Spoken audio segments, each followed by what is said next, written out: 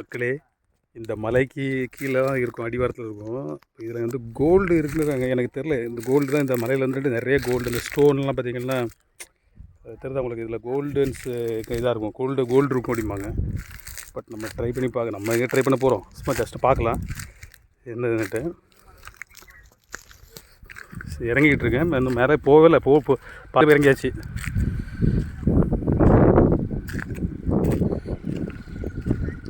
இந்த சாயில் வந்து இப்போ இதை வந்து இந்த சாயிலெலாம் ஃபில்ட்ரு பண்ணால் அப்படின்னா கோல்டன் ரப்பிள்ஸ் தான் இருக்குல்ல,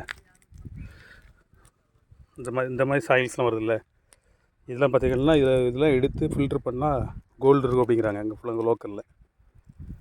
இந்த சாயில் ஃபுல்லாக அந்த சாயில் தான், அந்த மலை ஃபுல்லாகவே கோல்டன் மலை பேரே சொல்கிறாங்க அப்படி தான், லோக்கல் லாங்குவேஜில் கோல்டு இருக்கும் அப்படிம்பாங்க. பட் இங்கே எதுவும் அப்படி எதுவும் ஆளுங்கள்லாம் சுற்றுற மாதிரி தெரில எடுக்கிறதுக்கு. பட் மலை சின்ன மலை தான், தண்ணி வேறு இருக்குது. இது சுனையான்னு தெரில, சுனை இருக்குது.